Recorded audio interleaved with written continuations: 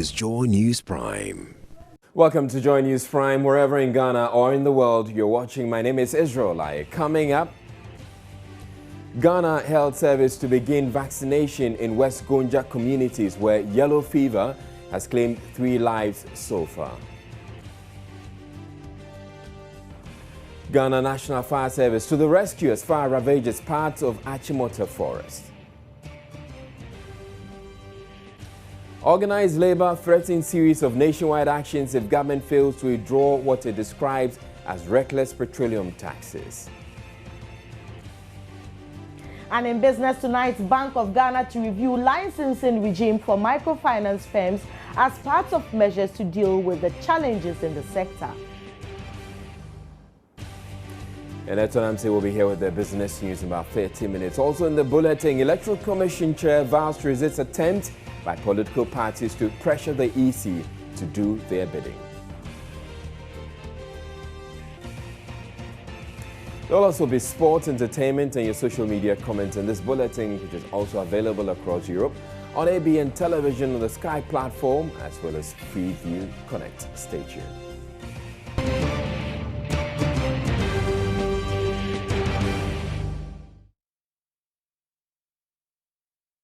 The timely intervention of the Ghana National Fire Service prevented what could have been a devastation of Accra's sole surviving natural forest enclave, the Achimota Forest. Fire swept through a portion of the forest between the Achimota Police Station and the N1 highway, destroying about 1.5 hectares of the vegetation. Kwamna and Prechum visited the scene and reports. This is the section of the Achimota Forest which was burnt today. In fact, the fire was put out by the fire service just some few minutes ago. Their swift intervention prevented the fire from spreading any further. The Harmattan season makes things worse. The fire spreads very quickly during the Harmattan season. Now, the fire service has been able to put it out, and we've been informed by the service and also the Forestry Commission that about 1.5 acres of the forest was lost today. This is a huge blow to the ecosystem, but it is better compared to if the fire has spread beyond this area.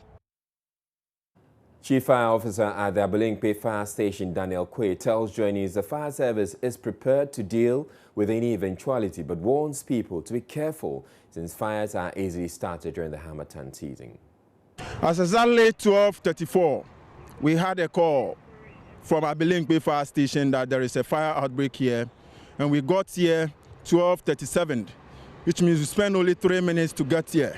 At the time we got here, everything is engulfed, and you could see the public is being patronized, being taking part in whatever is going on. By the moment we got here, we identified my men. Within 30-35 minutes, we brought the situation under control. And you can imagine, because it's a forest, you may not have access to enter. But we manage. Myself and my 2 IC have control of our situation. I urge the public, right now we are in Harmattan season. And you could hear from our doctor who has been coming out educating people about this season. We have to be very careful. It might be caused by somebody, but for now, like I said, I may not be in the position to just point out this is the cause of it. So what we have to do as people of this country, we have to be very careful within this period and the period ahead.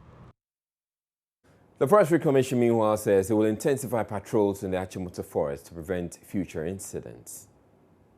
With the dryness in the atmosphere and the ground, everything dried.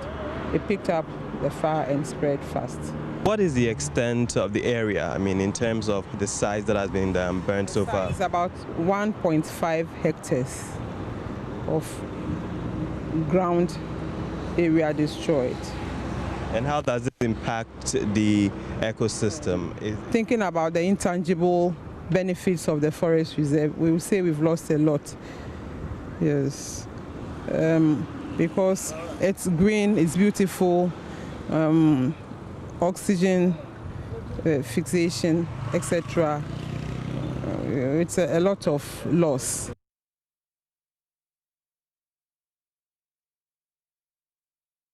Now, there was another fire, this time at the Amamfrom Sanctuary at Techima in the Brunhafu region. Here again, the intervention of the fire service prevented it from spreading to the Techima Senior High School and a gas filling station nearby. We're hoping to be joined on the phone line by Gaskia FM Sanasavi to tell us a bit more about that. But whilst we're waiting to get onto the line, we'll just move on to other stories in the bulletin tonight. The Ghana Health Service has announced measures to contain an outbreak of yellow fever in the West Gonja district of the northern region, where the disease has already claimed 3 lives. The containment measures, according to the head of public health, Dr. Bedbug, will include a vaccination campaign starting next Monday in communities in the West Gonja district. Yellow fever, an acute viral hemorrhagic disease transmitted by infected mosquitoes, can kill up to 50% of victims if adequate treatment is not administered. 12 more people are said to be suffering from the disease in the district. The Ghana Health Service says the disease comes with fever, jaundice, muscle pain with prominent backache and headache. There may also be bleeding tendencies. Experts say symptoms usually appear after an incubation period of 3 to 6 days following the bite of the mosquito. Head of Public Health, Dr. Bedbug, has advised that people showing symptoms must report to the nearest health facility. The initial death toll of 3 has not further increased. So we've lost 3 people. The initial report, we had 6. They reported 7 cases, including 3 deaths. And we immediately had to follow up to the affected communities and see what is happening there, work together with the region and district to conduct detailed investigation to the situation and what supports them with regards to what they should do.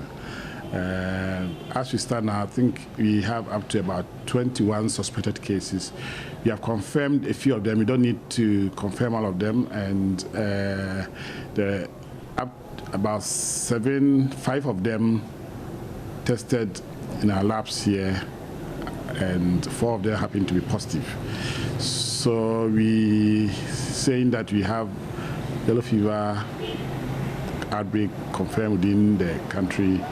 And we have to do best to arrest the situation. Dr. cautioned residents living in the West Gonja district to avail themselves for the next vaccination program, which is expected to take place from next week. As a country, we did risk mapping to assess districts most at risk and supported them with vaccination as a preventive measure against the condition. And we covered quite a lot of districts, including West Gonja, affected now.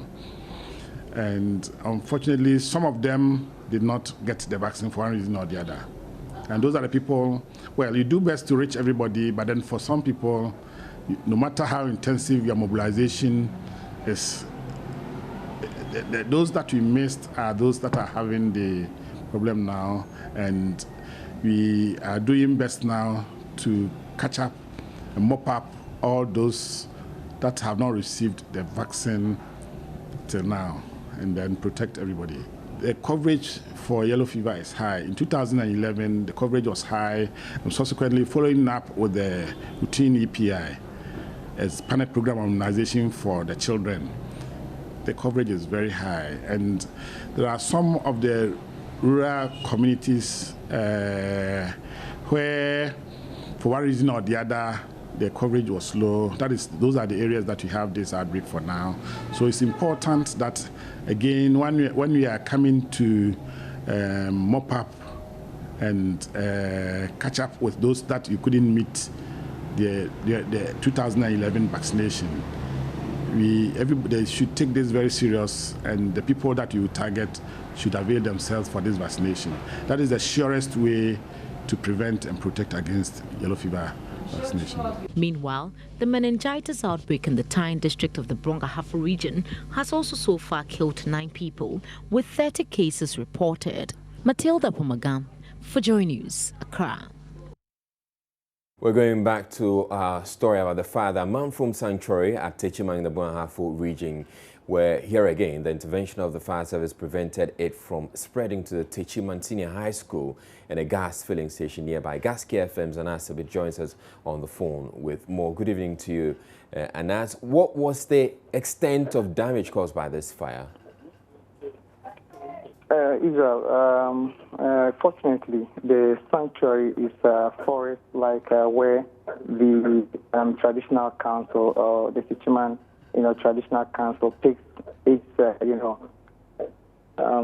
Apple festival from, and because of that, there are few properties there that the fire has been able to, consume most of those cultural or traditional stuff they use over there during the Apple Festival. Fortunately, the fire service responded swiftly, and they were able to prevent the fire from extending to a nearby gas filling station, which is some few meters away from the where the fire was, as well as the Techiman Senior High School. So, in terms of properties that got consumed by the fire, we cannot quantify. The fire service are yet to brief to us whether they are able to know what the fire, damage in terms of, the quantity of the, properties involved. Anas, is there any indication how this fire started? We are yet to be briefed by the fire service. The place is fenced with a wall, as you can see from the screen. The nearby people around could see is that there's fire within the territory. No one knows what or where the fire started. We are yet to be briefed by the fire service. They haven't communicated to us yet. All right, thank you very much. That was Anas Sabit joining us of Gaskia FM, joining us from Techiman on another fire that occurred there. Now, some youth of Koforidua Zongo in the New Drabin municipality of the Eastern region on Friday staged a peaceful protest against the mounting of a security communication mast on a school land in the area. The angry youth say an interlocutory injunction notice served by the Koforidua High Court to halt the erection of the mast has been completely disregarded.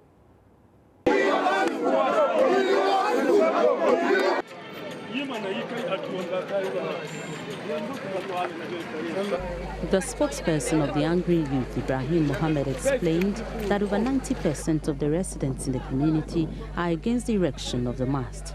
According to him, the refusal of the minister to act on the earlier petition by the angry youth has necessitated the second one to compel the minister to act on the matter. After serving the minister an earlier letter, we saw that the minister never responded to it. He didn't respond to it. Reasons we don't know. So we said, yes, we do not have any other window or person to go to.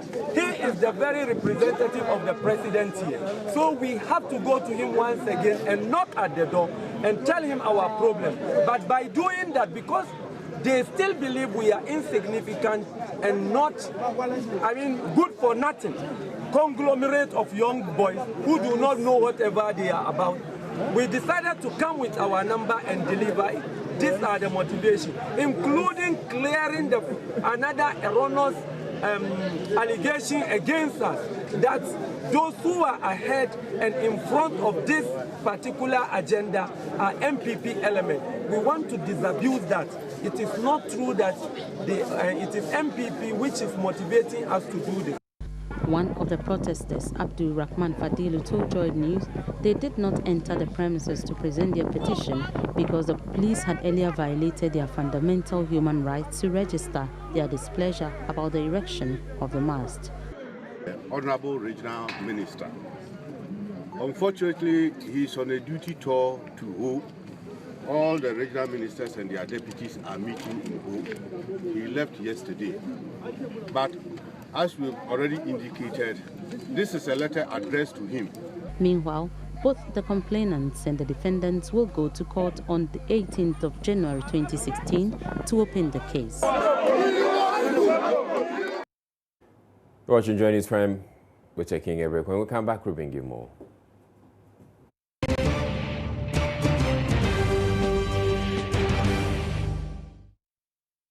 Watching Joy News Prime. Now, Acting Inspector General of Police John Kodalo has served notice of meeting the various political parties on plans of disbanding vigilante groups aligned to them.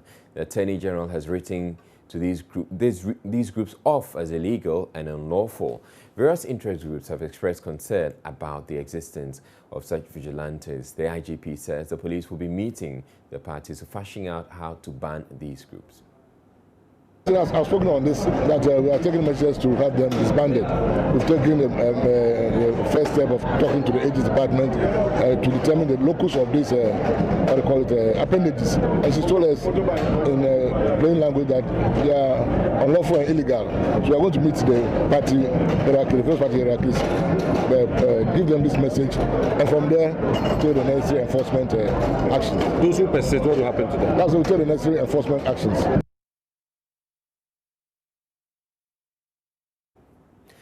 Now, former Chief Executive of the National Health Insurance Authority, Sylvester Mensah, has dismissed allegations of fraud against him. The BNI detained him recently as part of investigations into alleged fraudulent activities during its tenure at the authority. The Financial Intelligence Center this week secured a court order freezing the bank accounts of the former NHIA boss. NDC executives in the La Dadeko-Tupon constituency, where he was once an MP, have locked up party officers and seized all activities to protest the investigations. At a meeting with the party executives on Thursday, however, Mr. Mensah sought to assure them he will be eventually exonerated. I have submitted myself to the BNI and I have responded to most of the questions. I'm still waiting for further questions if they have. As we speak today, what I can assure you is that of all the discussions that we have had, there is nothing that makes Sylvester Mensah guilty of fraud. The interaction with the BNI has been very cordial. It is their responsibility, they have a duty, it is within their mandate to undertake this exercise, and I have submitted myself to them, and I can assure you that we are going to end this exercise without any scratch. Mr. Mensah further called for calm so the party's chances in the 2016 elections are not jeopardized. There is no reason for us to say that we are closing down our offices or that we are suspending party activity. I have lost my voice, but I'm struggling very hard to speak. I would want to appeal to you to be mindful of the times in which we are. We are in 2016. We are in an election year. We must appreciate that our margins of victory are so slim. It takes about 1 or 2 constituencies to win a general election. None of us here would want to be in opposition. It is important. You have shown solidarity, and I appreciate it. I congratulate you. I salute you. The time between now and the elections is so short. The Electoral Commission has several programs, limited registration, and a host of others. Our campaign is even late as a constituency and perhaps as a nation. Let us not allow this storm in a teacup to derail us from our objective. We will not be stampeded by any party to take any decisions on the electoral roll. That's a message from the chairperson of the Electoral Commission, Charlotte Osei, to all political parties. Recently, the election regulatory body announced it will not be reviewing the voters' register meant for the 2016 election. This followed a push by some opposition parties who argued that the document is bloated. A committee of experts set up to deliberate on their concerns have rejected the calls. The NPP has described the panel's decision as disappointing, accusing the EC of leading Ghanaians into a ditch. But speaking at a news briefing in Accra on Thursday, Mrs. Osei said she would not allow the independence of her outfit to be toyed with.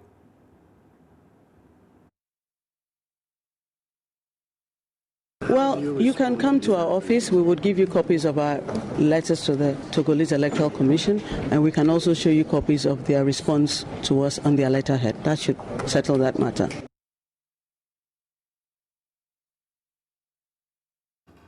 Madam Osei was also commenting on the NPP's challenge for her to prove the commission contacted their Togolese counterpart on the authenticity of the register. the opposition party used in their analysis. The Convention People's Party flag bearership race has begun. Today, one of those intending to win the heart of the party to lead it in the November 7 election submitted his nomination forms. Joseph Ejapong said he's ready to move the party forward and sent a message to the two main political parties to watch out for him because Ghanaians are tired of their deceit.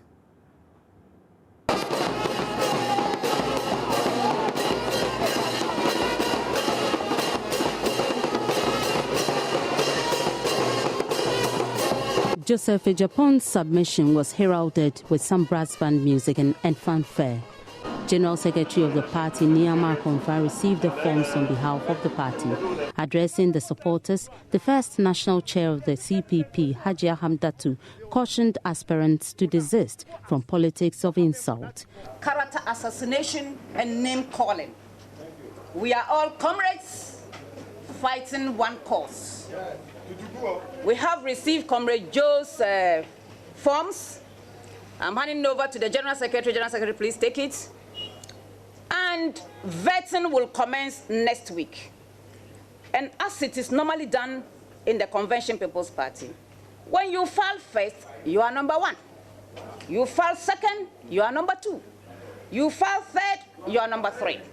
So I can tell you, Joe Ejapong filed second, so he'll be number 2 on the ballot. We would like all our supporters to conduct themselves in a civil.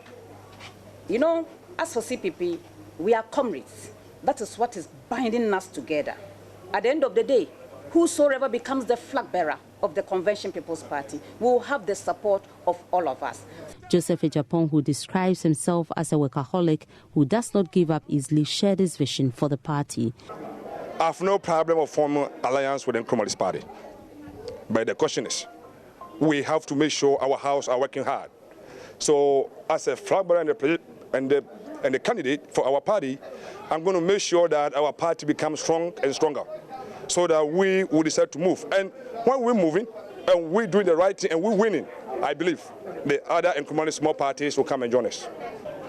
For so many years, CPP has not able to provide what we need to be able to win election. That's what I said. We need more vehicles, we need more T-shirts, we need more fryers, we have to go to the grassroots, we have to go to the villages, we have to let every single Ghanaian know that CPP is ready. So in my candidacy as a flag bearer, what I'm going to do is to be able to provide more pickups, more motorbikes, more T-shirts, more fryers, hire all the youth, more youth, and make sure every single Ghanaian, whatever you are, you're going to know about the ideology and why we CPP, we're going to. He said Ghanaians are tired of the NPP and NDC, and so he will position the party strategically to win the November 7 elections. Ghanaians are tired. Ghanaians are tired. Ghana has tested NDC 25 years. And Ghanaians have tested MPP 8 years. They tested water. And they tested a wine drink. And they're going to know that these two parties cannot help Ghana. We have given them opportunity and they have not able to prove. And Ghanaians are looking for choice. Ghanaians are looking for choice. And the choice is CPP. The destiny of this nation depends on this party, CPP. He will be contesting former chairperson of the party, Sanya Yabankuma, for the slot at the party's Congress later this year. You're watching Joy News Prime. Up next, we bring you business news with Eton Amsey.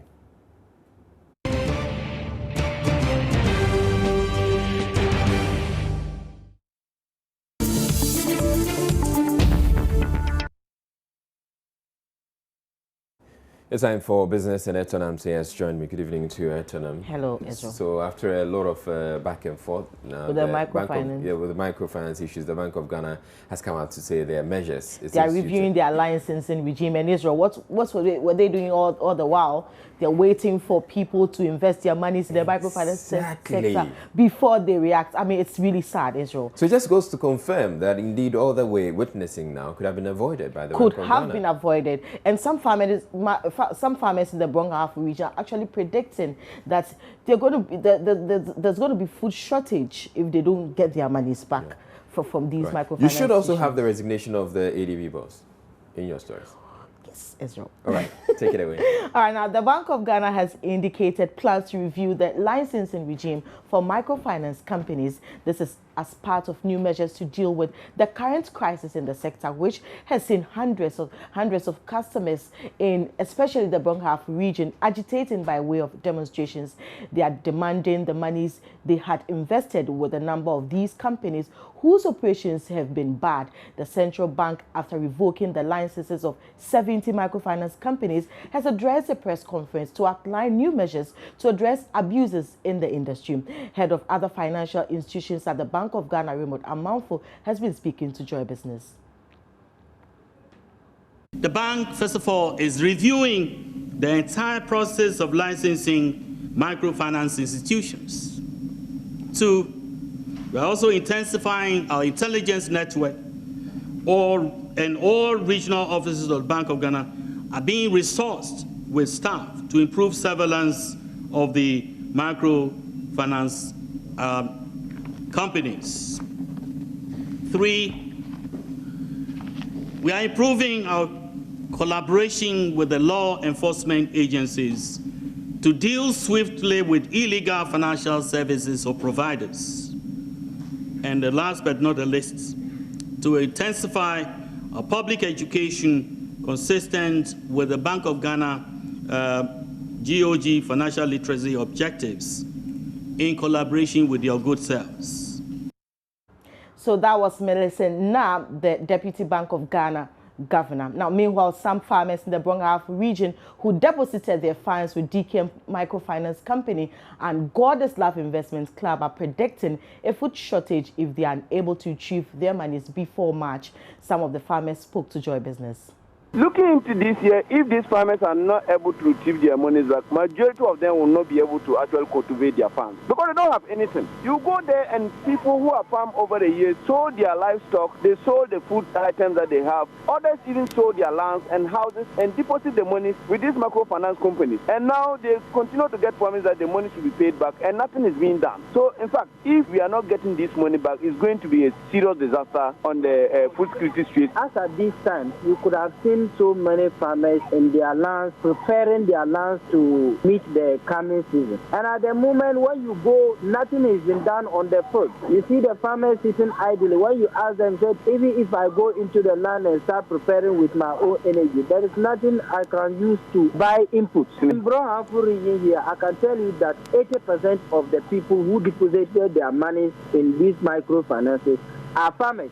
And then if they are not able to get their money, it means they won't be able to farm. And if they are not able to farm, it means there will be shortage of food in the system for the coming season. Still on microfinance, the recent happenings in the industry have apparently made people skeptical about investing in the financial sector as a whole, as confirmed by research firm Renaissance. So, what other alternatives could investors explore? Lead consultant at Renaissance, Daniel Amate, in him suggests investing in properties could be a safer option, although not sustainable. For example, those who are in Accra, if they can get a plot of land and put some, a very nice single rooms and chair by a hall, it will serve as a future income generating pool.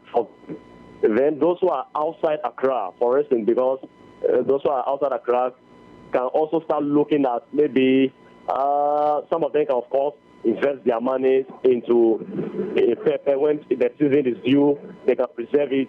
After the season, they can sell it at a price and then make their money. Others can also invest it into, into other products that are not perishable in nature. but that in its sense is not sustainable. Now, Ghana is on course to meeting all the criteria for the introduction of the single currency for West Africa, the ECO, by 2020. The assurance is coming from the Director General of the West African Monetary Agency, Professor Mohamed Ben Omar Ndaye. Ghana and other West African countries have in the past had challenges in meeting the conditions, forcing ECOWAS to postpone its introduction on 3 occasions. Speaking to Joy Business after meeting of central bank governors in the sub-region, Professor Omar Ndaye, however, says Ghana's rising budget deficit has been a major source of concern. It's not only Ghana. I think it's almost all the countries have made progress in meeting the convergence criteria. Unfortunately, what we have problem is some criteria, that key criteria, where many countries failed. It means the budget deficit. And it is understandable because we can have also some revenue of some countries that have dropped after this Ebola crisis and at the ECOWAS level. That's what explains also the growth rate, economic growth rate, that dropped from 4.7%, to 4.7% after a rate of 6% in 2014. So this is a significant drop down, and that has been caused by mainly this Ebola outbreak. It's now, what I'm saying, time to do an evaluation of the performances on convergence criteria. And we have some progresses in many convergence criteria, mainly on inflation, and also in central bank financing the budget deficit. So central bank are no longer financing budget deficit. It means that the government, they are making effort to find resources into to the market. And this is something that is very important for the foundation. On his part, Deputy Governor of the Bank of Ghana, Dr. Millicent Na, says Ghana will be on time for the introduction of the ECO. It's often said that we are very good at diagnosing our problems, but very poor at preferring workable solutions. Are we on course to the establishment of a single monetary zone in ECOWAS? Are all member states of the same mind and conviction about this, our noble projects? Are the recommended policy measures acceptable to all members and respected by all? Ladies and gentlemen, the consensus building and compromise are very important ingredients in any integration process. It's important for all of us to get deeply involved in all discussions and avoid just tagging along.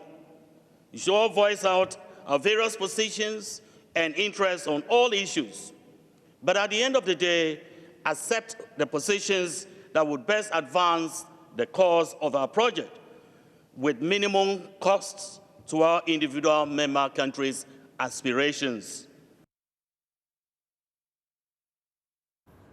So it's Friday, the week ended today for markets, for the stock markets, and you're wondering how your investments are looking. John is here to take us through that. John, I see a lot of liquidity on the stock markets. Exactly. So it means it closed well.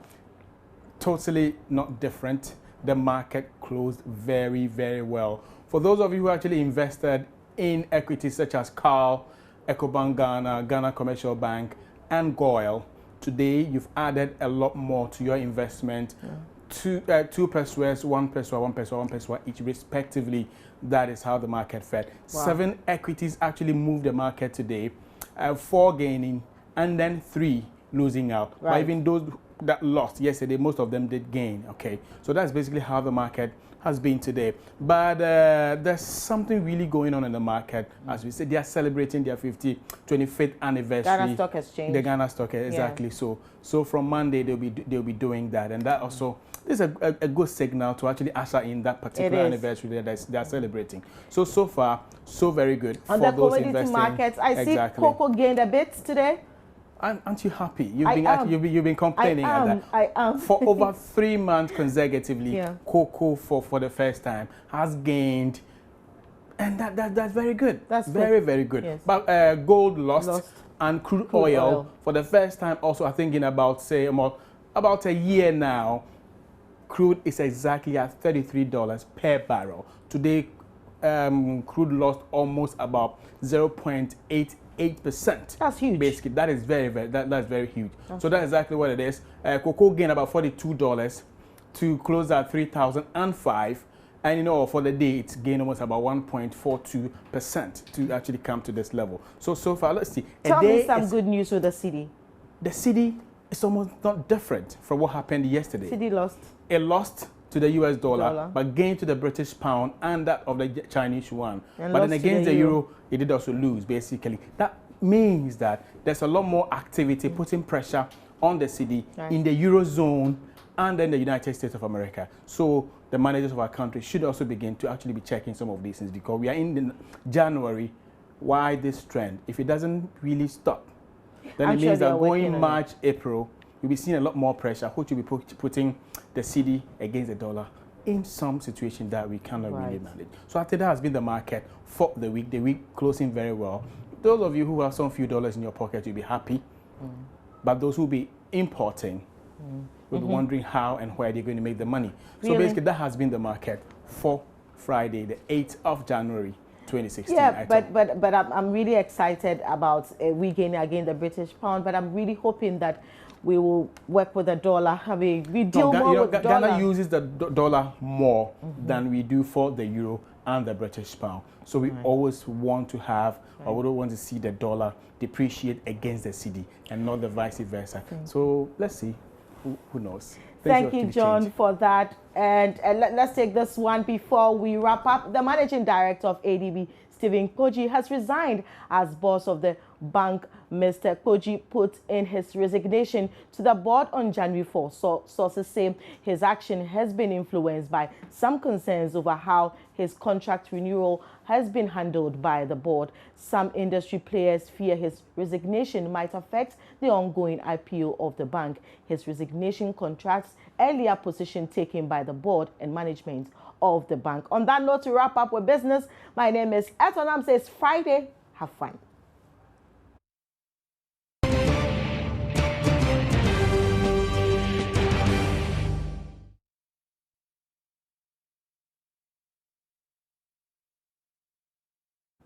You're watching Joy News Prime. Now, members of organized labor have given government a one-week ultimatum to withdraw recent levies on petroleum products or face a series of nationwide actions. The Trade Union Congress members are also demanding a reduction in utility tariffs that came into force in December last year. A statement issued after a meeting by the labor unions Thursday to deliberate on the recent spate of increases in utility tariffs, taxes and levies on incomes and petroleum products is giving government up to the close of day on Wednesday, January 13, 2016, to meet these demands. And I'm going to read the statement to you. So members of organized labor met today, the 7th of January 2016, to deliberate on the recent spate of increases in utility tariffs, taxes and levies on incomes and petroleum products. The meeting decried the lazy recourse to taxation and its attendant economic and social hardships on the already overburdened Ghanaian by government. The meeting also expressed grave disappointment in the manner in which our Parliament went about the promulgation of the Energy Sector Levies Act 2015, Act 899. Organized labor is of the view that these aforementioned increases in tariffs, taxes and levies are reckless and a display of insensitivity on the part of the managers of the economy to the plight of the ordinary Ghanaian, and accordingly condemns it in the strongest terms. The meeting unanimously rejected these increases and demanded the following: that government must reduce the utility tariffs as demanded by organized labor in its statement of 9 December 2015. Government should withdraw with immediate effect the Energy Sector Levies Act 2015, Act 899, which has resulted in astronomical and unjustified increases in prices of petroleum products.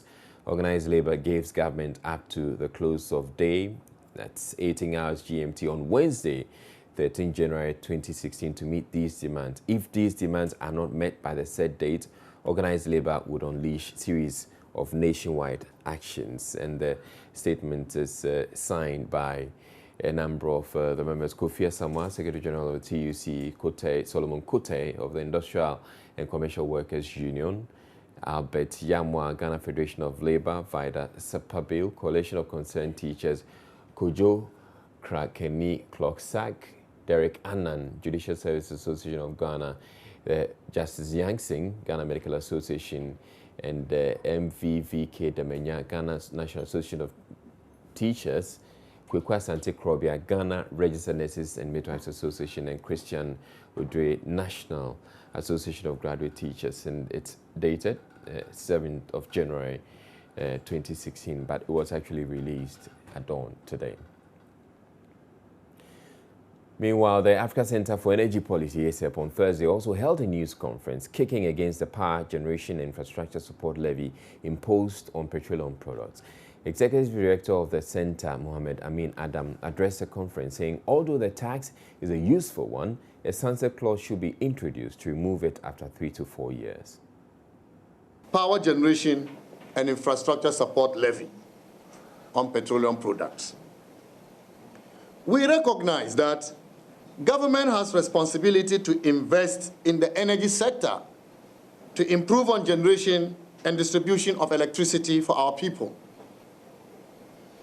As the sole equity holder in both VRA and ECG, our utility companies, the responsibility for capitalizing these utilities rests with government. We also know that the balance sheets of the utilities are not good, largely due to a number of factors, the central factor being the huge indebtedness of the utilities. And we have heard different figures from different sources. How much ECG owes VRA, how much VRA owes Ghana Gas, how much VRA owes Nigerian Gas, etc., etc.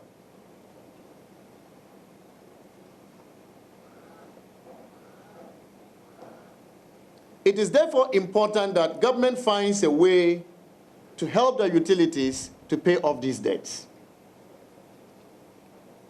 And therefore, government has committed under the Ghana Millennium Challenge Compact 2 to pay off the debt to ECG over a period of time.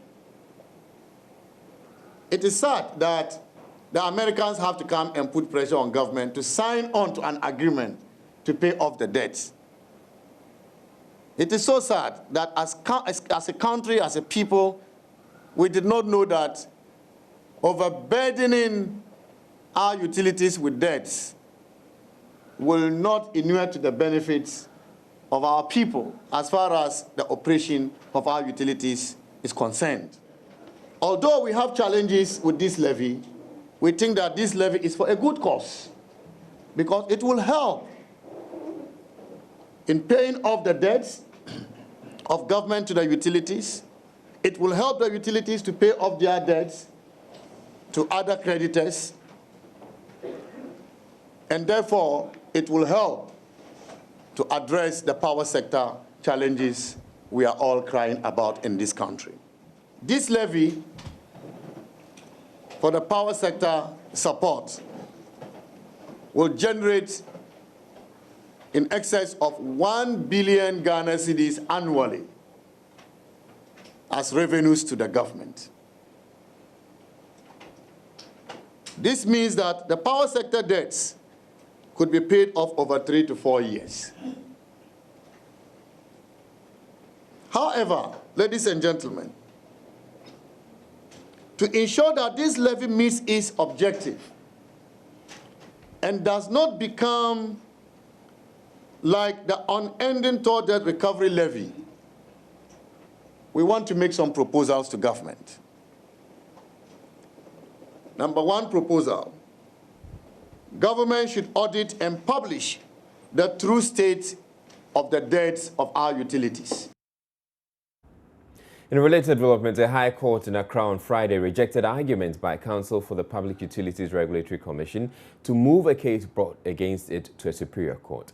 The Consumer Protection Agency is in court to compel the PRC to reverse the recent increases in electricity tariffs. Jennifer Kwamwa was in court for Joy News. Counsel for the PURC started proceedings with an appeal to the judge for a change of venue.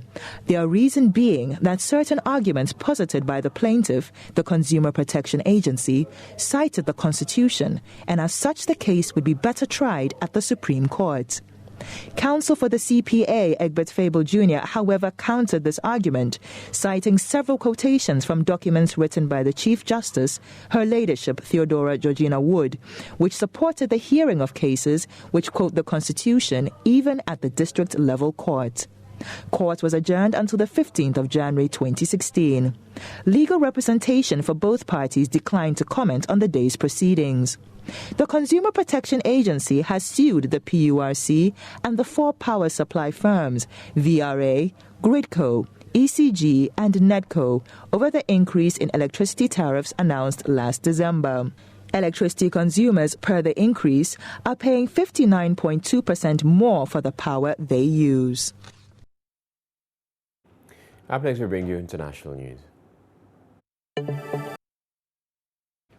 Right, Lord Osei Asare is here to tell us what's coming up on Joy News Interactive. Good evening to you, Lord. Good evening, Asia, and thank God it's Friday. Well, yeah, it's Friday. I hope you'll be going for the 90s down. No, but you're not going either, are you? Well. You are not born in the 90s. Okay, so President Mahama has gathered all his ministers at the Volta Regional Capital Hall to assess their performance for 2015. But how about you? Which of the ministers impressed you the most? To be honest with you, the minister that are not passing through my mind, they are the worst people.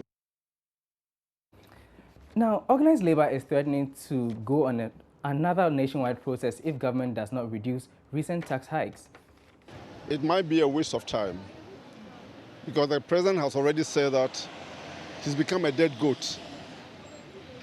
The strike does not even, it doesn't touch him. They should try dialogue as much as they can. So what was your favorite song and dance move in the 90s? Me everything and everything you've given me, I'll always keep it inside. We'll be taking all your comments on our social media platforms. Joy News Interactive is brought to you by Electoral. Please join us within the hour for more.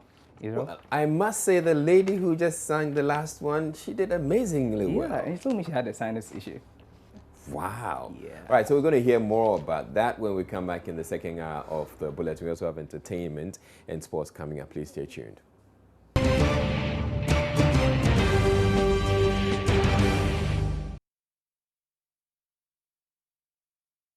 You're watching Joy News Prime Time now for a recap of our top stories. And Ghana Health Service to begin vaccination in West Gonja communities where yellow fever has claimed 3 lives so far. The Ghana National Fire Service rescued or was at the rescue of the Achimota forest as fire ravaged parts of it. Organized labor is threatening a series of nationwide actions if government fails to withdraw what it describes as reckless petroleum taxes. In business, the Bank of Ghana is to review the licensing regime for microfinance firms as part of measures to deal with the challenges in the sector.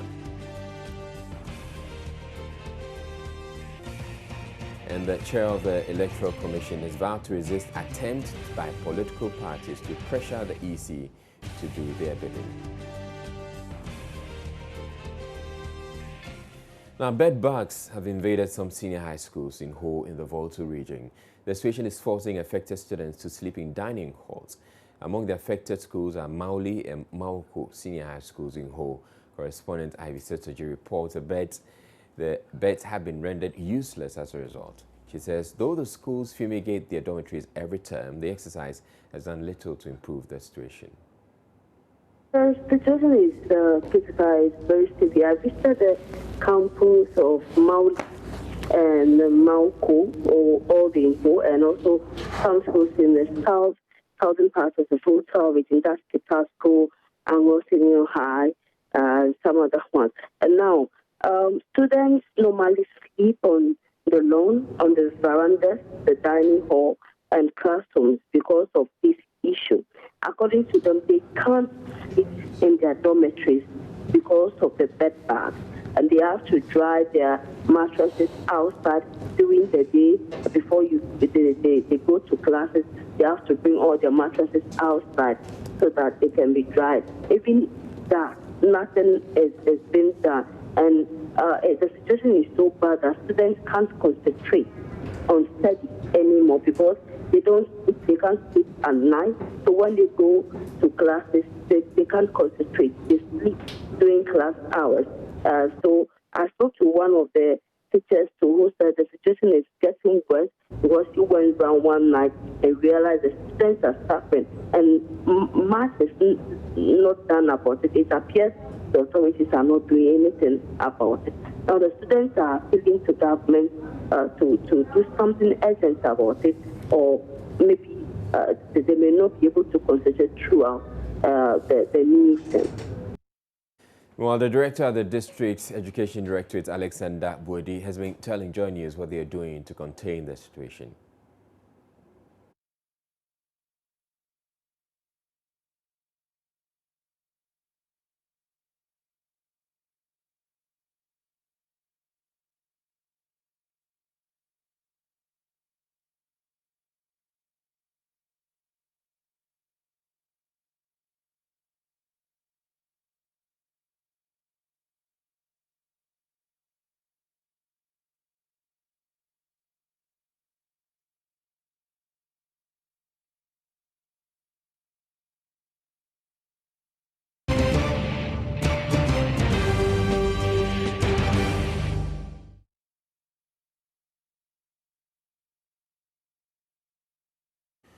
We do apologize for the lack of audio on that file there. But in other news, President of the Association of Judges and Magistrates has cautioned judges to be worried because they are not above the law.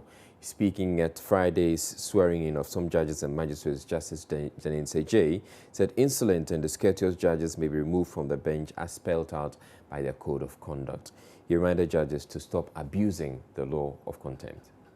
Independence means both freedom from control by the other branches of government and from other judges.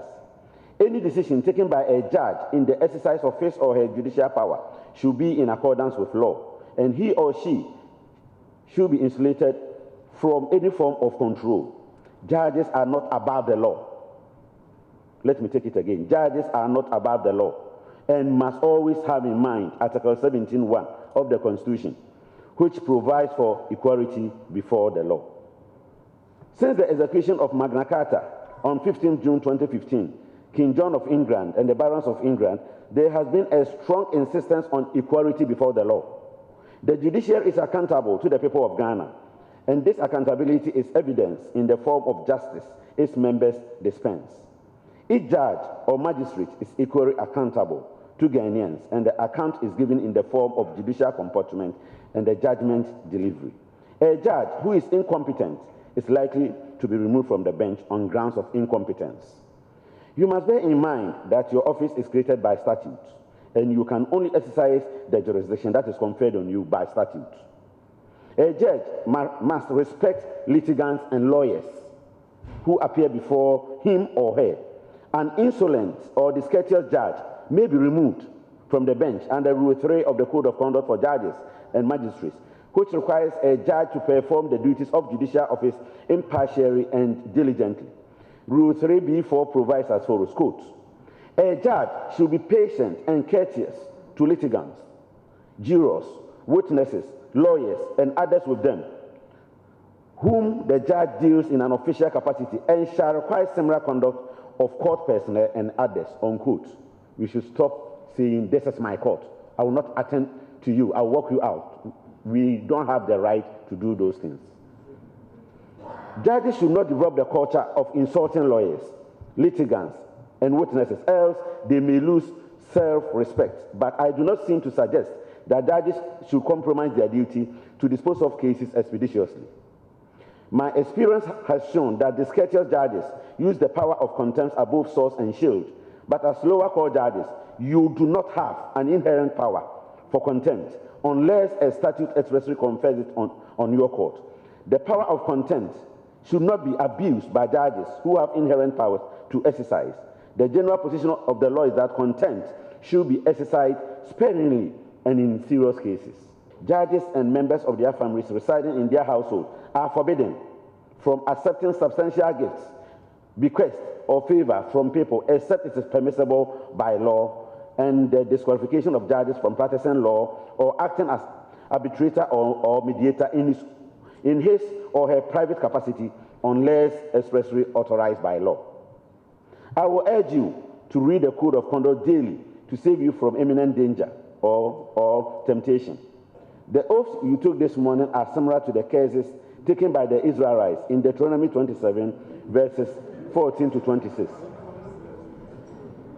The people of Levite tribe, who were the priests, spoke each case in a loud voice, and the people agreed and responded, Amen. One of the cases is still relevant and similar to the judicial oath. In verse 19, the Levites cursed the Israelites in the following words, quote, "We ask the Lord to put a curse on anyone who keeps the poor from getting justice, whether these poor are foreigners, widows, or orphans," unquote. And the Israelites agreed to the curse and responded, Amen.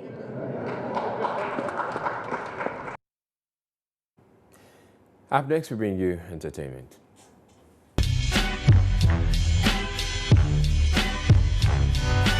Entertainment news is... Time for entertainment. Ms. G is here. Good evening to you, Ms. G. Good evening, Adriel. How are you doing? I'm fine. How are you? I love this outfit. Oh, you do? I do. Thank you very much. Okay. All right. So one of the stories amongst the stories you have, the one that interests me or excites me the most is Yvonne Okoro. I know. Why do you know? Oh, because the last time we were speaking about Yvonne Okoro, the excitement on your face and telling me about there's a lot of things to admire about her. So long as she's in our bulletin. Well, yeah, she's an elegant woman, and there's a lot to admire about her. Thank you very much. Just like you are too. Yeah. Okay. Okay. So what about, so she wore some skimpy outfit too? Well, you know, her movie Ghana Must Go premiered on the 2nd, and she wore an outfit she felt was appropriate for the premiere, and everybody else thought that it was so skimpy, too revealing, and inappropriate for the function. And so people have been talking about it, and she's taking time to defend herself. She says, look, it's my production. I felt that this was good enough for it. I don't see anything wrong with this outfit, and that's why I wore it sometimes. All right, so we're seeing the outfit on screen. Yeah. I don't think we're doing just the photo is doing justice to the outfit, because if you look at the photo, it looks like it's a little bloated. I mean, this is not Yvonne Okoro. You were in there anyway. Okay, look, okay, yeah. The photo is not doing justice to. When was the last time you saw Yvonne? Well, I'm saying this photo is not doing justice to that much. But she didn't say that about the photo. She only said that the dress was not revealing, and she thinks that it was appropriate. I'm not sure she was reacting to a photo. I'm sure she was reacting to what she knew she wore. Okay, well, at this point, I think you should look for a better photo before you I tend to agree with you. Well, I tend to agree with you. Maybe the angle from which this photo was taken made it look as though it was a revealing outfit. But, you know, I'm surprised she's even responding. We've seen Yvonne wear things that have revealed certain parts of, more revealing dress than or attires than this one. So I'm surprised that she took her time to respond to all the critics about she wearing this black dress, petty black dress for. Okay, now look at the photo. Okay, isn't this a lot better? It's still revealing. I can still see her thigh. Yeah, and she still looks same. I can still see that she's got goods. Okay, so I must say thank you to the director for pulling out a much more complimentary photo. And so is this Yvonne Okoro? Yeah, it looks better. A whole lot better. Hey. Yeah, here we can see her face. I see. Anyway, so you can see her face well. So you wanted to, no, it was not about the outfit. You wanted to see her face to be sure that she was the one. The original photo, the earlier photo that was posted was a little bloated. Okay. You know, it wasn't very. Maybe it was just to depict that truly there was some part of her showing. Anyway, so still talking about outfits. You know, yesterday the CAF took place in Abuja. Yes, Juliet Ibrahim wowed almost everyone because, you know, prior to the event, she was trending on Twitter for a while. She's still trending. She is. Yeah, you know, prior to the event, I remember that when we heard her share her grass to grace story about the fact that she used to be an usher 7 years ago for this particular event. Oh, yeah? Yes, and 7 years down the line, she's been called to come and co-host. Everybody was like, okay, is she sure she can do this well? And then yesterday, we hear her speak eloquent French and exude so much confidence. So everybody's like, okay, we never knew her this way. But that's not what is trending. Her outfit is trending. Everybody's talking about what she wore to the Do they function. have a problem with that one too? No, they don't have a problem with that. The guys, the people who have a problem with it are only saying that, look, she looks too beautiful on set that if you ask anybody who won the Footballer of the Year, they will say Juliet Ibrahim did. You know, they'll say Juliet Ibrahim did. So I don't know. That's what people are thinking. But she looks stunning, and people were talking about whether it was true that some part of her was revealing, whether it was a body or was some part of the clothing that, you know, fashion. So well, yeah, she looks so good in this. Is it the part? Is it that part of a body is exposed? No, or it's actually covered. It's covered, but it's a transparent net, I think. So it's a lace that is transparent. Okay, and so that's what I think. So those, I mean, for people who think that she has hip pads, she's trying to tell you that that's I exactly ain't what got people no said. hip People pads. said she was just trying to prove a point to people that, look, I don't wear anything. This my hips do not lie. Hips don't lie. But I'm happy for her because she got the opportunity to take pictures with some world-known personalities. That's Salif Keita in the picture we saw earlier. And so, yes, that's them on the screen. So for her, well, she's enjoying herself. Taking photos with... I saw a picture of her and, okay, that's sports anyway, with the Ivorian coach, you know. Yes, so... The Ivorian coach must be privileged to have taken a photo with Juliet Ibrahim. Really? Yes. I see. In this stunning dress. So that he can also train more. I was hoping to see someone put their hand by her hips, you know, so they can have a feel of it. Then they can tell the story better. Out of bounds. Let's move on. Anyway, so let's talk about what is happening this evening. The 90s Jam. Yep. No mischief, please. No mischief. Okay, the 90s Jam is happening this evening at the Silver Star Towers. Of course, last year I was there. It was beautiful to see a lot of people from the 90s come, jam, you know, do the mezop and all the dance, and then the Margarina dance and all those dance, crisscross and all that. So, all right, it's happening this evening. I saw something on Facebook which was your attempt at twerking, which is what you said. I thought you said no mischief. This is not mischief. You posted it on Facebook. You want everybody else to see. Can I have the director pull up? Let's go to Miss G's Facebook page. You don't know my Facebook page. You can't have it. Let's pull up that video. She's trying to twerk. I'm sure everybody else would want to see you attempt that. No, I was trying to do what we used to do back in the day. You know, and I was asking... Back in which day? No. Back in the day when we used to dance to... You know, I love the song Dinah King's Shy Guy. And so when I was playing this morning on radio, I decided to do the dance I used to dance back then. So I was asking if that's what they refer to as twerking now, because I belong to the 90s, you know. In fact, I belong to the 80s, but I experienced the 90s. You belong to what? The 80s, and I experienced the 90s. You don't belong to the 80s or 90s. I do. Maybe you were born in the 90s. Of course, and I belong there, but I experienced the 90s, and I'm still experiencing. So I was trying. Okay, so it's, well, we'll bring the video later. If the director is refusing to play it, we will play it on JN Interactive, so you have to stay tuned for that. But yeah, the jam is coming up tonight. And I mean, the whole city is talking about it. I'll pass through. Please do. Except I don't have the outfit. This is not typically a 90s Nobody has the outfit, you know, cut for the 90s because, you know, all of a sudden we want to be in vogue, so everybody tends to throw their things away. So all of us are going to go. You can get a wig though. I can help you with that. Maybe like an Afro wig, and then you pass. All right, cool. I mean, I don't mind that. All right. Okay. So something else that happened today was the multimedia Thanksgiving service, and you know, all staff from multimedia went to give thanks to God, and we bring you just some excerpts of what happened there.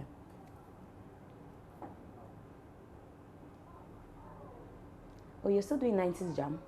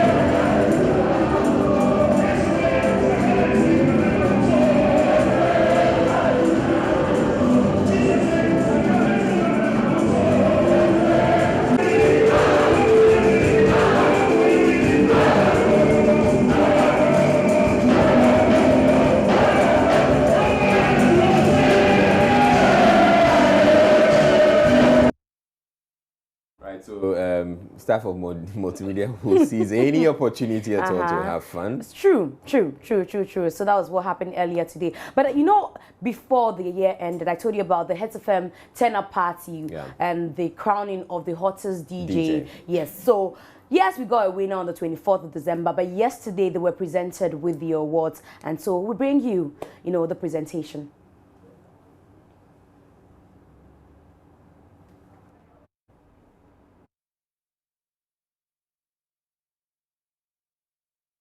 Oh, yeah, taps. Yes, I see taps. Kind courtesy Franco Trading Enterprise. Yes, I see taps. And then I see, okay, the CD controller or the audio controller is for the winner. And so, massive. You open it up and then feel free. That's really massive, yes. Yes.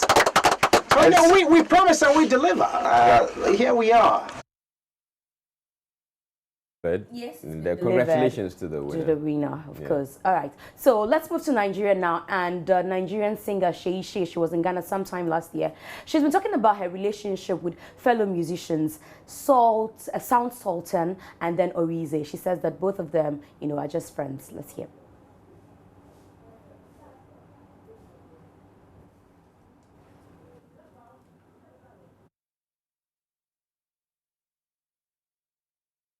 All right, so Shay has been talking about the fact that when she stayed and she was born and lived outside the country, and she said when she got to Nigeria, some of the people who were helpful to her career, she mentioned Sound Sultan and also Orize.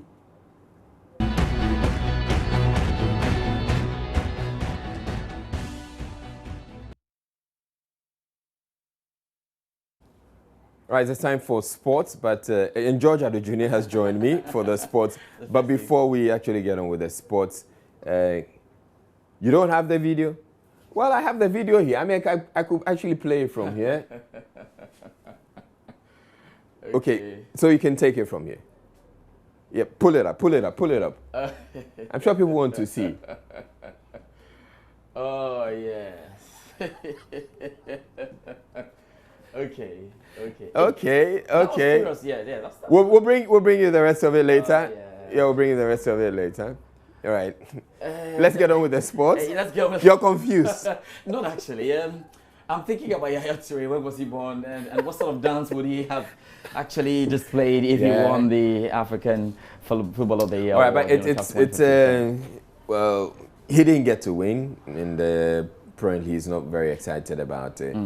I actually feel that he's done quite good, but you see, I think people are missing the point.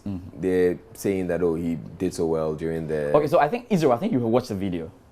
Have you watched his video? Have you heard what he said? No, let's just have a listen to that. Okay, then when we come back, we'll do the analysis, and I have something to tell you on that. Okay. So let's hear Yaya Toure. Now he's pissed off. Is that the right word to use? I'm allowed to use that yes, word. you're allowed He's angry. Let's listen to Yaya Toure. It's gonna happen, and to be a player who want to achieve a lot of things as much as possible, and it's very important to keep it going. And sometimes when in the end you win the trophies and you don't able to achieve things personally is a shame sometimes, but what we have to do. As you could. You don't know. Me as well, I don't know, because normally if you won the African Cup of Nations and you'll be able to be naming by the 23 best player in the world and being a FIFA Pro in the world as well, be just only the one African, and today be decided second. What you have to do? Yeah, definitely the winner have to be congratulated, but I think it's not his fault. You know what I mean? The faults, the people who have been. The people who they fought, he knows, you know what I mean, and Barima here has been doing brilliantly as well. Andre, you deserve it today as well, but I think, to be honest with you, a little bit disappointed about the judgment. But what we have to do. Okay, so Israel, even before you start, now this is what, to have Yaya Toure there, to have Per-Emerick Aubameyang there, and to have Andre Ayew there, it's rather unusual for CAF Awards. It is. It is, because typically there's going to be only one person. The one who knows is going to win. Yeah. Somehow, all the three felt they were going to win, and probably they had been told they were going to win. I'm saying this because it happened to Osei Kuffour, and he personally narrated a story to me where 5 minutes, to the announcement, Issa Hayatou came on to congratulate him and said, "Oh, we have won," everything. And then right at the announcement, it's not his. So I have a feeling that now all the three guys certainly. So you mean, this Miss Universe thing has been happening for and the other thing is that, okay, CAF, help yourself. We know that you say Per-Emerick Aubameyang had 146 points. Okay, and then you say Yaya Toure had 136 and Dede Ayew had 112. Can we see those who voted? So you say Israeli voted for Per-Emerick Aubameyang, like it's done in the FIFA, Ballon d'Or and all of that. On Monday there's going to be a Ballon d'Or. You see the exact opposite. So that there's no problem here. Why is Yaya Toure worried? He's worried because he won the Africa Cup of Nations, the same competition where Per-Emerick Aubameyang didn't really do well, and his team exited even at the group stage. And he's done well for Manchester City. He just doesn't understand how come he can win the African Cup of Nations and yet not win this. But I'm asking myself the question too. But, well, it's not CAF. You see, it's not CAF that is giving the award. Your fellow coaches and, players voted. But once we can see who voted for who, we are not too sure. So you see the dynamics. And again, and sometimes I think I was trying to make a point for Per-Emerick Aubameyang, and I think that, okay, if this award is truly ambassadorial, then maybe we're trying to answer the question, who sold Africa the most in 2015? The answer for that question is Per-Emerick Aubameyang. Really? But you see, when you answer that question... No, I would disagree with that. You see, when I answer that question, because I say, Yaya Toure did very well for Africa in seasons past, but we got something less of what he did for us in the last 3 seasons. It was actually Per-Emerick Aubameyang who was pushing us out there. But you ask yourself the question, what about the continent's flagship competition? What's the meaning of the African Cup of Nations? I'm sure this debate can go on and on and on and on and on. So let's just hold it there. Okay, so he won't get to do the 90s charm anyway. If he wants to join us, he can join us. But let's quickly get into the country now. And there's more pressure for Hartsville coach Kenichi Yatohashi. He's in real trouble because you know what, Midiama beat them by 1-0. And there have been rumors all around that if he's not able to win this tournament, he's going to be shown the exit there. Let's quickly get the excerpts of that game and find out how Midiama beat Hartsville by 1-0 through a penalty. Unable to recover fast. The defenders, not helping matters. Maybe, the one man down is affecting them. And again, trying to go around his man, it goes down. It's a penalty. Finally, Hartsville would have to break down. And Yamwa confronting referee. Sulaiman obviously can't take it kindly at all. It was a case of being obstructed, and you can see from the replay it was obvious. He was hit in the face, and there was contact.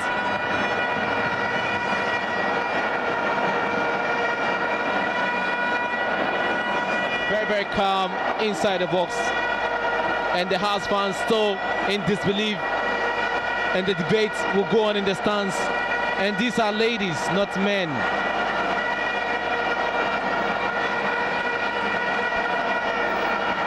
Malika Koa has opened the scoring here.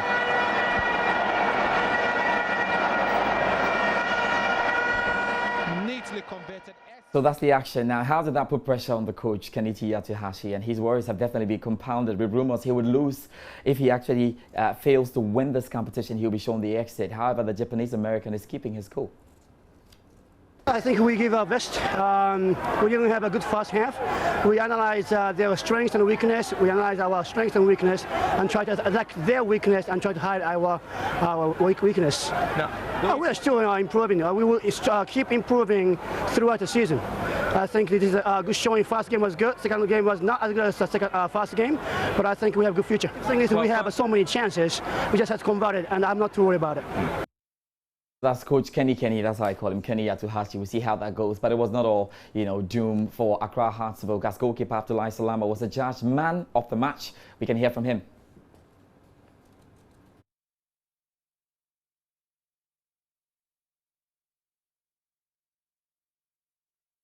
I was very, very disappointed because if you say I make a lot of saves and I did not win the game, I think I'm very disappointed. What is the way forward for the Phobians looking ahead to the Premier League that is yet to start? But I think this tournament is good for us. You are not thinking about the result first. You are thinking about to get a team because you have a league ahead us. Then I think you are still preparing. You are still preparing. Raji says congratulations to you. Now let's quickly end this one here. Midyama SC's coach, of course, Tom Strand, is confident of annexing the trophy after getting this good result, he would say. No, but I was surprised how well they played and how they took command of the game from the start, as I said before. And no, I think we play really good today. And unfortunately, we are not effective in front of goal as I wish we should be. And I also want us to, we need to work on a couple of things. But I'm happy we win. Yeah. All right, meanwhile, Asante Kotoko held on to beat Birkum Chelsea 3-1 in their opening match at the G6 tournament with 10 men. The Porcupine Warriors left it late to score 2 goals before the halftime whistle through an own goal, deftly, and Dawda Mohammed scoring a goal there. Now, Kotoko need a draw against Ashanti Gold on Saturday to top Group B and qualify for Sunday's final. Well, that's it. Well, this weekend, we do not have the English Premier League.